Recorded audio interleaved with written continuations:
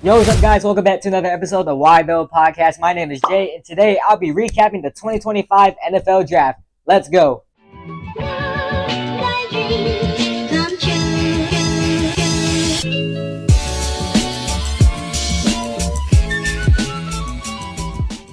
Make sure y'all like the video, subscribe, turn on post notifications, check out WhyTho Gaming, check out WhyTho on the Go, check out the socials, follow for more, and make sure y'all share this video. So I have two segments for y'all today. The first one, I'll be talking about my favorite picks from the 2025 NFL Draft. The second segment, I'll be talking about some predictions for some players' stats. I'm not really covering everyone, just a handful from round one, and let's go. Segment one, I'll be talking about my favorite picks from the 2025 NFL Draft. So I'm going to start off by saying Travis Hunter, wide receiver, cornerback out of Colorado, going to the Jacksonville Jaguars. And he was one of my favorite picks just because Jacksonville traded up from 5 to 2 to take Hunter. And obviously Hunter was a stud in college as well as high school. I mean, he was on Destroying's YouTube channel. He had a documentary with Nick in the Cut back then. And he's always been highly top ranked. I mean, he flipped from FSU to Jackson State and obviously went to Colorado and balled out. And yeah. Next, I got Ted McMillan, wide receiver, Carolina Panthers, went to Arizona. So he's one of my favorite picks, but I do know that he is a project receiver. Like, I used to see a lot of articles saying he's a boom or bust player, but I feel like he'll have a solid rookie campaign, and I feel like he'll help out Bryce Young tremendously, especially with Xavier Legette on one side, and obviously got McMillan on the other. Next, I got Jalen Walker, linebacker out of Georgia, going to the Atlanta Falcons. He is one of my favorite picks just because I feel like he was one of the best linebackers in the draft, and it's kind of cool seeing him stay near Atlanta, basically, because Georgia's basically in Atlanta.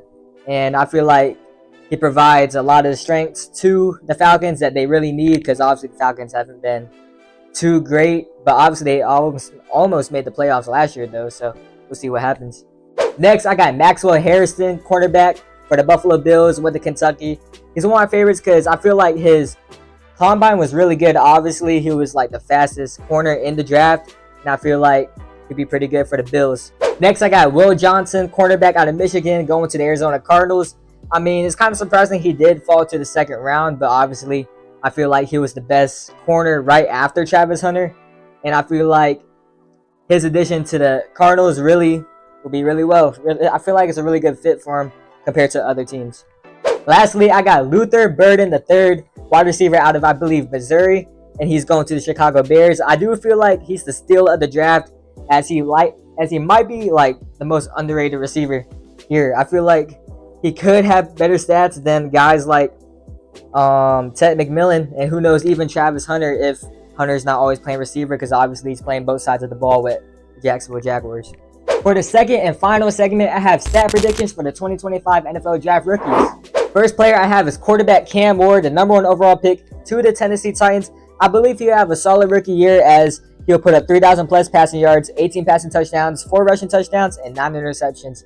So I believe a solid start to a rookie season. Obviously, he's with Tennessee, so there might be some struggles. That's why I think he might throw 9 picks, because obviously the college game to the NFL game's two different leagues. And obviously he was with, I believe, the ACC, and then obviously NFL is like the big league. So we'll see with the best competition. Next, I got wide receiver and cornerback Travis Hunter out of the Jacksonville Jaguars.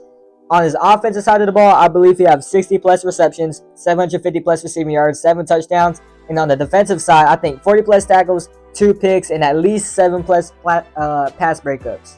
So I think he'll be solid. I just don't know how much he's going to play on each side of the ball. That's why I don't think he will have 1,000 yards, because I feel like it's going to be a little tough for him, especially transitioning from the competition he played at Colorado to the NFL with the Jacksonville Jaguars. But I guess we'll just have to wait and see. Next, we got running back Ashton Jeanty out of the Las Vegas Raiders. I do believe he gets 1,000 plus rushing yards. With that, he'll have 8 touchdowns. So I believe a solid rookie year could be offensive rookie of the year. We just have to wait and see. Next, I got defensive tackle Mason Graham out of the Cleveland Browns. I do believe he'll have a solid rookie season, as I think he'll have 50 plus tackles and 4 sacks. So obviously just an interior force.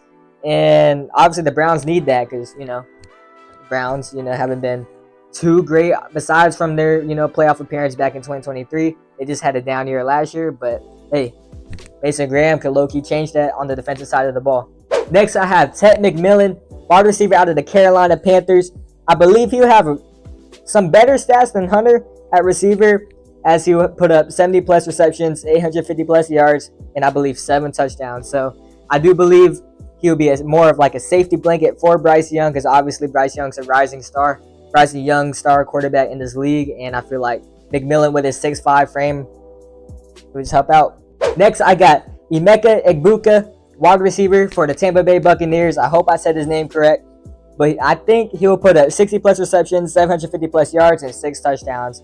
Obviously, Bucks have Baker Mayfield at quarterback, and he's going to distribute it out to guys like Godwin, Mike Evans, and now Egbuka.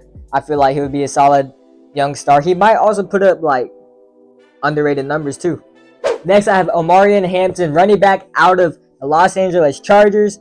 I do believe he is definitely a top 3 running back in this draft class. I do believe he is still right behind Jinty, but I do believe he have 900 plus rushing yards and 7 touchdowns. So I think LA will use him the right way. Obviously, he still got Justin Herbert at quarterback, and then Harbaugh schemes. He can scheme stuff up for Omarion Hampton, and I feel like he was just a force at North Carolina too. So yeah. Lastly, I have Malachi Starks, safety out of, I believe, the Baltimore Ravens. I do believe he'll have a pretty good rookie season. I think he'll be one of the better rookies that will be leading up for Defensive Rookie of the Year. And I believe he'll have 65 plus tackles, 1 interception, and 4 pass breakups at least. Maybe a little bit more, but I do believe he'll be solid. So that'll conclude my episode on recapping the 2025 NFL Draft. And if you enjoyed this video, make sure y'all like the video, subscribe, turn on post notifications. Check out WhyTho Gaming, check out WhyTho to Go, check out the socials, follow for more. Make sure y'all share this video. And thank you so much for watching. I'll see y'all in the next one. Peace.